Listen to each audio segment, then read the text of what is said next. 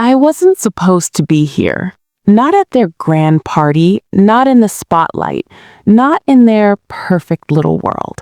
Yet here I am, watching them celebrate my own success. If you want to see how I turned years of betrayal into the ultimate payback, hit that subscribe button now, because what you're about to hear isn't just a story of revenge, it's about claiming what's rightfully yours.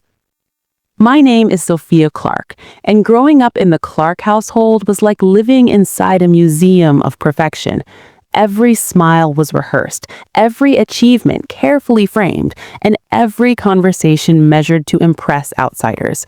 My parents, Richard and Margaret Clark, believed their wealth and influence defined the family's worth. Success wasn't about talent or heart, it was about appearances and who could boost their status. Then there was my older brother, Lucas, the golden child, confident, charismatic, and flawless in every photo or gathering. Every promotion, every award, every small recognition he received was a reason for my parents to brag, while I was reduced to a quiet nod at dinner, an afterthought in family photos. And me? I was the background daughter, the one who pursued passions they couldn't understand. I loved investigative journalism, digging into old local mysteries, uncovering stories forgotten by time, and bringing them to life with my writing. While my parents scoffed, dismissing it as a hobby, I spent years building a portfolio, traveling to small towns, interviewing people who had stories that mattered, and crafting pieces that would one day make a difference. I remember one Christmas, standing in the corner while Lucas opened a gift from my father, a shiny, expensive gadget that everyone praised. Meanwhile, I had spent hours crafting a photo essay capturing the town's history and culture, only to have my mother dismiss it. "Oh, that's nice, but not really useful." 3 weeks before my parents' annual Clark Gala, an event where they invited city elites, politicians, and business moguls, I received a text from my mother. "Sophia, we've decided it's best if you stay home. The gala is for high-profile guests only. We don't want awkward situations." Awkward situations. That's what they called my talent, my ambition, my success. I didn't reply. I had learned long ago that arguing was pointless. Their approval had never mattered. Instead, I focused on what truly mattered, my latest investigative series, which had the potential to win a prestigious journalism award. And not just any award, but one that would make my work impossible to ignore. I worked in secret, crafting stories, verifying facts, and preparing a portfolio that would reveal the truth about my dedication, while they continued to believe I was insignificant. As the gala approached, I felt a mix of anticipation and tension. They would be there, parading in their designer gowns and tuxedos, thinking I'd stay home, invisible as always. Yet they had no idea that the biggest revelation of the evening would come from the very person they tried to erase, me. By the night of the gala, I hadn't just prepared stories, I had prepared my moment of triumph. The weeks before the gala blurred into long nights of work. My apartment smelled of ink, paper, and the faint aroma of coffee I forgot to drink hours ago. Every story I wrote, every detail I verified, carried a piece of me, proof that I was more than the background daughter. Then, one evening, my email pinged. Subject line: "Congratulations, Sophia Clark. You've been shortlisted for the National Investigative Journalism Award. The judging panel will attend the Clark Gala." I froze. My heart raced. They thought I'd stay home, invisible, unimportant. Instead, in a few days, my work, the work they had always dismissed, would be impossible to ignore. But with triumph came tension. A single slip, an accidental message, a shared link, a careless social media comment could ruin everything. The stakes were higher than ever. The first attention-hijacking loop appeared almost immediately. A text from my cousin, Emma, who had no idea I knew about the shortlist. "Hannah said you're probably too stressed to attend. Hope you're resting." Stress? They believed I couldn't handle pressure. Perfect. Every underestimated text fueled my focus. But it also created fear. Would someone accidentally reveal my secret? Would Lucas, ever suspicious, notice my absence from their curated world?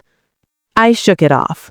Hours turned to late nights as I perfected my presentation, each story polished, every excerpt framed to highlight the depth of research and dedication.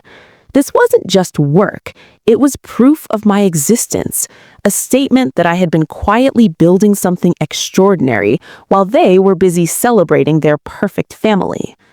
Another micro-pattern interrupt arrived when a notification popped up.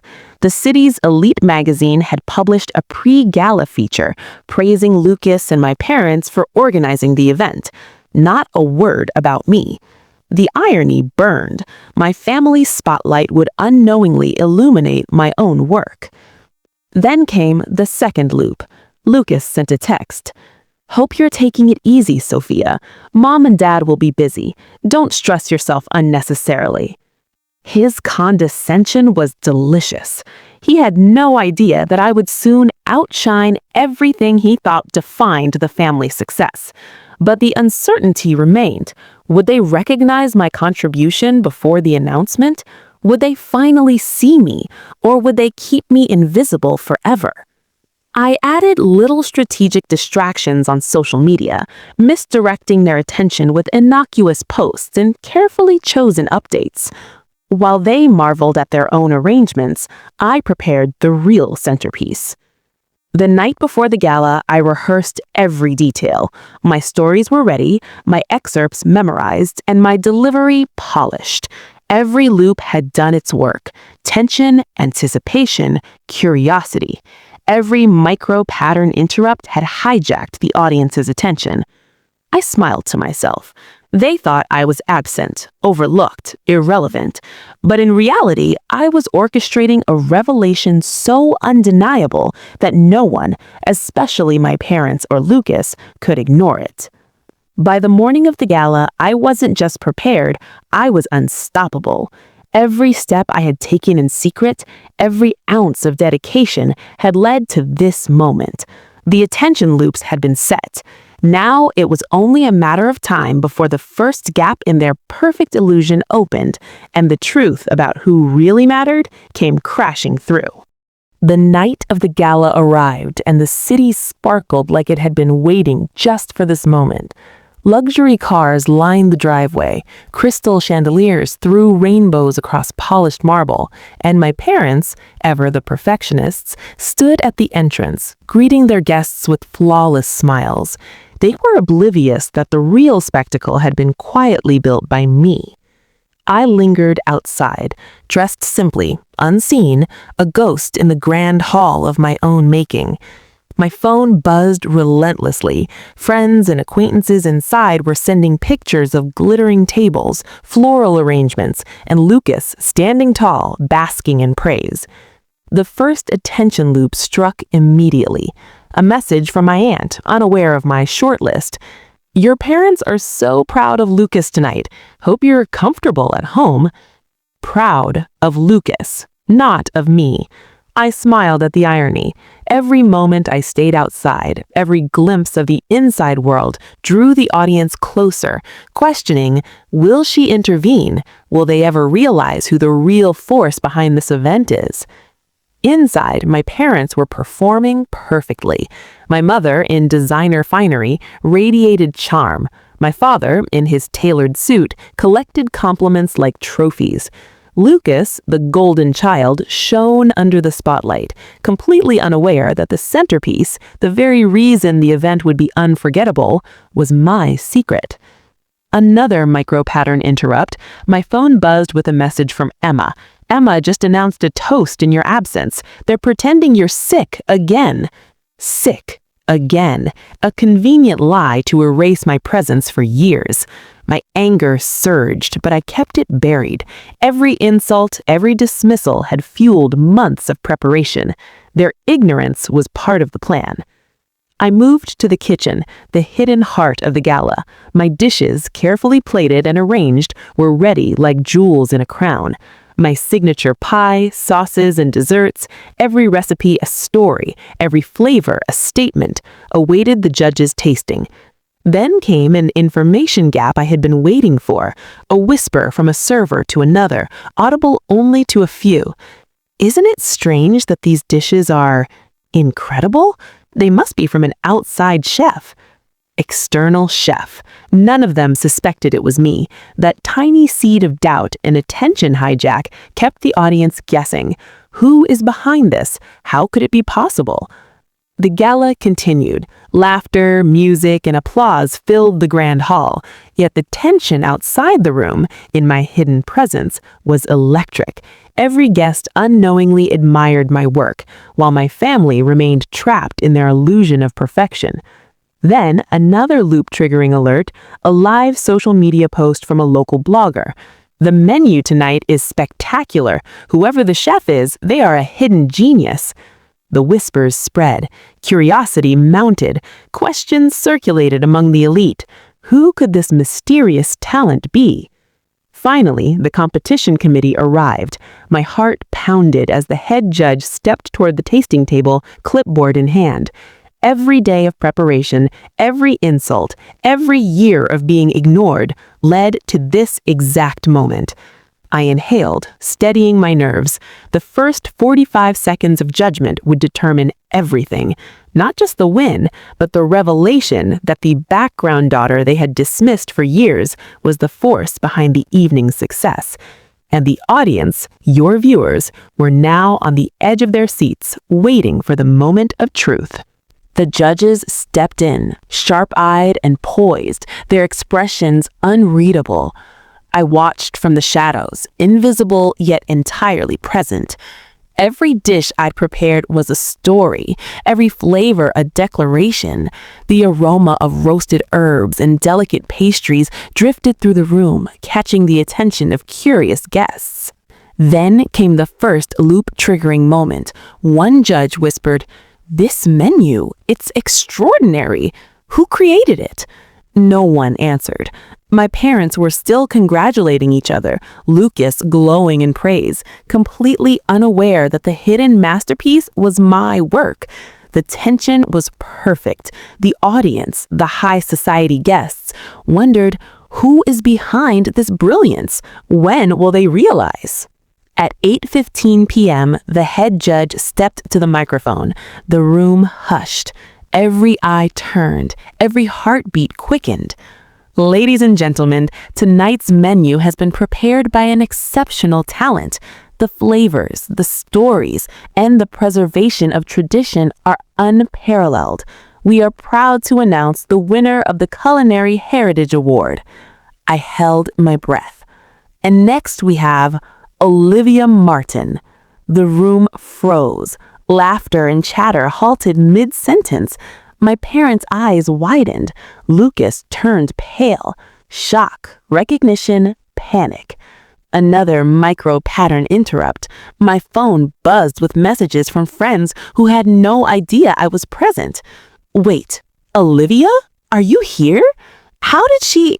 I stepped forward, dressed simply but confidently, a small apron replaced by poise earned through years of silent effort. Applause erupted, echoing through the hall as the realization hit. The once invisible daughter had become the center of attention. Olivia? How? My mother stammered, voice trembling. We thought you were sick, Lucas added, eyes darting nervously. I smiled softly, calm, unshakable. This menu, these dishes, this gala, it's all my work. I wasn't sick. I wasn't absent because I lacked skill. I was quietly preparing while you were too busy celebrating yourselves. The room buzzed with whispers. Cameras flashed. A local blogger posted live. Olivia Martin, the hidden daughter of the Martins, just stole the show. The judges presented the award, praising not just the flavors, but the story behind each dish, the way I preserved family recipes, honored traditions, and elevated forgotten culinary arts. Another loop moment. My mother whispered to my father, We didn't know. We thought she was," he stammered, realization dawning too late. Guests approached, congratulating me, asking about my journey, my skills, my dedication. Lucas tried to explain, to justify, but the evidence was undeniable. Every dish testified to my talent. Every flavor proved my dedication. I glanced at my parents. Their carefully curated image, the perfect family, the perfect children, had crumbled before 200 witnesses. My mother's smile vanished. My father's charm faltered. Lucas's confidence wavered. And I simply stood there, calm, letting the truth speak louder than any confrontation. Finally, I addressed the room, quietly but firmly. This is why I love what I do. Not for recognition, not for approval, not even for family. I do it because it matters, and tonight it matters that the truth is seen. Applause thundered. Cameras flashed. The invisible daughter had become the undeniable star, the proof that hard work and authenticity always outshine favoritism and deceit. The applause still echoed in my ears as I held the Culinary Heritage Award. Cameras flashed, guests whispered, and for the first time, I felt the weight of true recognition, not from strangers, but from the world outside my family's carefully curated bubble. Inside, my parents were crumbling. My mother's composed facade had cracked completely. She avoided eye contact, fumbling over words whenever someone complimented the dishes. My father tried to charm his way out, but even his practiced smile couldn't fix what had unraveled. Lucas hovered nearby, his confident arrogance shattered, finally realizing that the sister he dismissed for years was the one everyone admired. Another micro-pattern interrupt. My phone buzzed. A text from Lucas. "You ruined everything. You made us look foolish." I didn't reply. I didn't need to. The truth had done all the work. Guests approached, one by one, praising my dishes, asking about my journey, marveling at the dedication and skill poured into every plate. Their admiration wasn't superficial, it was real. It was liberating. For years, I have been invisible, erased, overlooked, but now the world had seen my worth.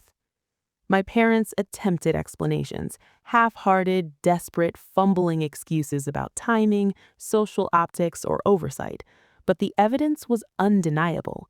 Each dish told a story they had ignored.